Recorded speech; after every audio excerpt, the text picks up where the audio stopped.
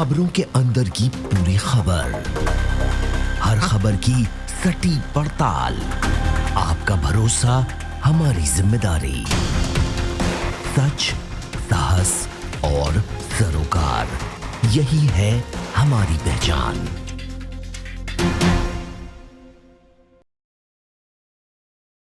नमस्कार, स्वागत है आपका। आप देख रहे हैं प्राइम टीवी और मैं कीर्ति मंडूला। लगातार महाराष्ट्र में सियासी उठापटक मची हुई है, हलचलें तेज हो गई हैं। वहीं इसी बीच जहां सुप्रीम कोर्ट ने आज फैसला सुनाया कि 27 नवंबर को फ्लोर टेस्ट होगा शाम 5 बजे और सभी विधायकों द्वारा जो है वो लाइव प्रसारण कर ये फ्लोर टेस्ट पूरा किया जाएगा। वहीं इसी बीच एक बड़ी खबर सामने आ रही है कि महाराष्ट्र के डिप्टी सीएम अजित पवार ने अपने पद से इस्तीफा दे दिया है। जी हां, अजित पवार ने फ्लोर टेस्ट के पहले ही अपने पद से इस्तीफा दे दिया है। वहीं इस खबर के लिए ज्यादा जानकारी के लिए हमारे साथ जुड़ चुके हैं महाराष्ट्र से हमारे संवाददाता चंदन दास।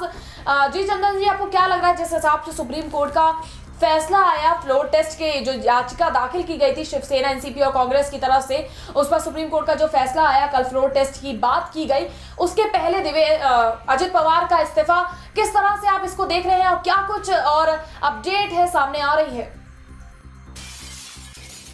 देखिए, सीधी सी बात है कि महाराष्ट्र या फिर देश की राजनीति में इस वक्त जो सबसे बड़ी खबर है कि महाराष्ट्र की जो मौजूदा उप मुख्यमंत्री अजित पवार ने इस्तीफा दे दिया। फैसला जब लिए हैं क्योंकि सुप्रीम कोर्ट ने आज ही सुबह 10:30 बजे जो फैसला सुनाया कि कल यानी बुधवार को शाम 5 बजे तक फ्लोर टेस्ट में बहुमत साबित करना पड़ेगा जी अजित पवार और देवेंद्र फडणवीस सरकार को।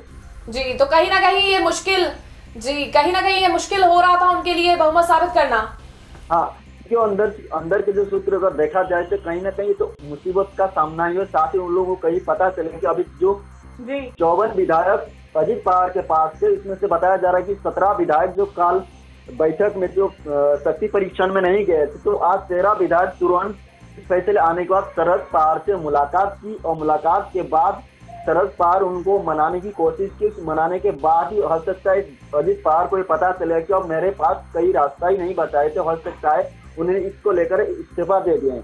और ये भी बताया जा रहा है कि देवेंद्र फडणवीस 3:30 बजे जो प्रेस कॉन्फ्रेंस करेंगे तो उसमें एक बहुत बड़ा ऐलान भी कर सकते हैं। जी हाँ, बिल्कुल। इस वक्त की बड़ी खबर ये भी सामने आ रही है कि देवेंद्र फडणवीस भी कहीं ना कहीं 3:30 बजे की अपनी ये जो बैठक करने जा रहे हैं, इसमें वो भी इस्तीफे का ऐलान कर सकते हैं। सूत्रों के हवाले से ये खबर सामने आ रही है चंदन जी।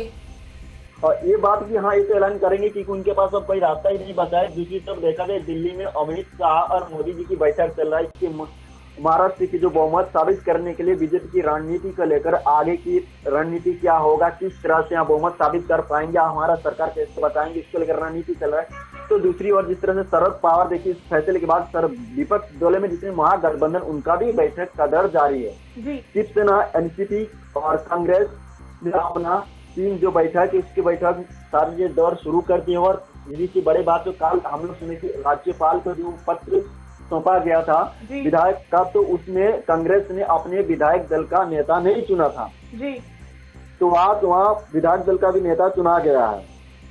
तो कहीं ना कहीं हाँ जी, तो कहीं ना कहीं जिस तरह से बीजेपी और अमित शाह और पीएम मोदी की जो बैठक हो रही है, इसको महाराष्ट्र से ही जोड़ के देखा जाए कि कुछ ना कुछ बीजेपी उधर अमित शाह और पीएम मोदी की तरफ से भी कोई ना कोई बड़ा ऐलान हो सकता है।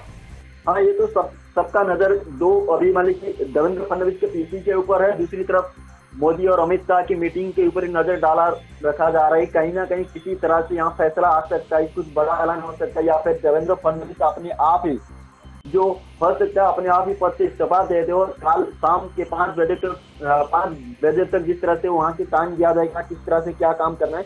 लेकिन बड़े बात है कि अजित पवार जब 24 घंटे पहले की बात करें, कल एसीबी ने वहाँ की जो सिंचाई घोटाला के मामले में उनको क्लीन चिट दे दिया था जी। इसके बाद ही सीधे तौर पर अजित पवार कहीं ना कहीं सक्रिय हो गए थे, मौन व्रत जैसे रख लेते, किसी तरह से कोई बातचीत नहीं हो रहा था, ना ही फोन किसी का रेस्पॉन्स दे रहे थे। और सबसे बड़ी बात है कि सुप्रीम कोर्ट ने जो अजित पवार की एक ट्वीट किया गया था और कहा था कि हम एनसीपी में है और मेरे एनसीपी के जो नेता है वो शरद पवार है। इस बीच अटकलें लगाया जा रहा था कि कहीं ना कहीं शरद पवार के पास कहीं घर वापसी ना करे अजित पवार, तो हो सकता है उनकी घर वापसी का माने और ये भी हो सकता है, कल हम लोग देखे थे कि संजय राउत ने एक बयान दिया था, सबसे बड़ा बयान ये दिया था कि उन्होंने कहा कि 50-50 जो फॉर्मूला भाजपा के साथ तय हुआ था, वो 50-50 फॉर्मूला शायद एनसीपी के साथ तय हो चुका है कि 2.5 साल का जो मुख्यमंत्री शायद अजित पवार को दिया जा सकता है, तो जिसके चलते ये फैसला अजित पवार ने उठाया है। जी हाँ, बिल्कुल सही किया आपने। अजित पवार ने फिलहाल इस्तीफा दे दिया है। मैं आप सभी को बताना चाहूंगी, इसके साथ ही देवेंद्र फडणवीस के भी इस्तीफे की बात लगातार चंदन जी जो है वो सामने आ रही है कि 3:30 बजे वो भी कहीं ना कहीं प्रेस कॉन्फ्रेंस कर अपने पद से, सीएम पद से इस्तीफा दे सकते हैं।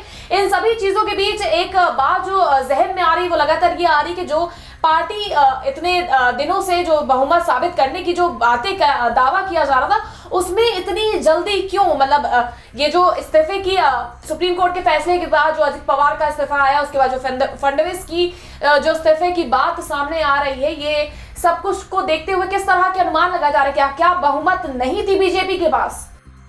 तो ये तो साफ हो रहा है कि बीजेपी के पास कहीं ना कहीं बहुमत अब दिखाई नहीं दे रहा कि बीजेपी के पास जो है चुनाव नतीजे के देखा गया तो 105 सीटों के साथ आगे बढ़त बनी, लेकिन वहाँ जो गठबंधन चुनाव भाजपा की जो गठबंधन हुआ बहुमत साबित हुआ था, लेकिन दोनों के बीच जो 50-50 फॉर्मूला को लेकर सरकार नहीं बन पाया था।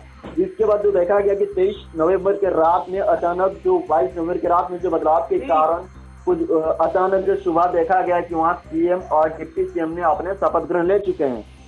तो अजित पवार ने बताया कि हमारे पास एनसीपी के पूरा समर्थन है, लेकिन जिसके बाद उन्होंने दावा किया हम सरकार बना सकते हैं।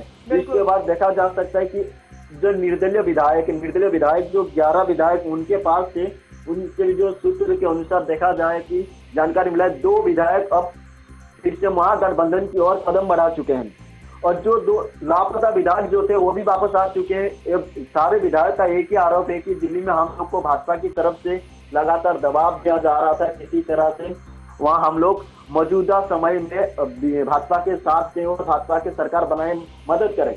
लेकिन जो बात में जो धीरे धीरे मामला शरद पवार और उद्धव ठाकरे ने पीसी के इसके बाद कांग्रेस की बैठक और सारे राजनीतिक पार्टियों के जो दबाव है, जिसके चलते कारण और बीजेपी के लिए एक मुसीबत का सामना करना पड़ा।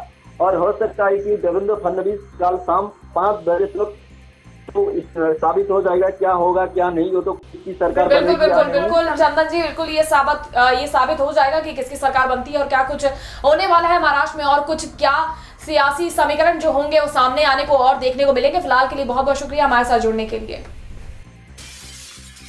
तो देखा हमने किस तरह से सुप्रीम कोर्ट के फैसले आने के बाद तुरंत डिप्टी सीएम अजित पवार ने अपने पद से इस्तीफा दे दिया है। वहीं एक और बड़ी खबर सामने इस बीच की ये आ रही कि अजित पवार के बेटे ने इसे सिरे से खारिज किया है कि अजित पवार ने इस्तीफा नहीं दिया है। वहीं ये अटकलें लगाई जा रही है कि देवेंद्र फडणवीस भी अपने इस्तीफे को पेश कर सकते हैं, सूत्रों के हवाले से खबर आ रही है। वहीं एक और बीजेपी की बैठक, अमित शाह और पीएम मोदी की लगातार बैठक चल रही है, जिसे भी महाराष्ट्र से कहीं ना कहीं जोड़ा जा रहा है। इसकी क्या कुछ और अपडेट सामने आती है, महाराष्ट्र में क्या और कुछ होने वाला है, हम सभी इसे आपको अपडेट रखेंगे। आप फिलहाल बने रहिए प्राइम टीवी के साथ।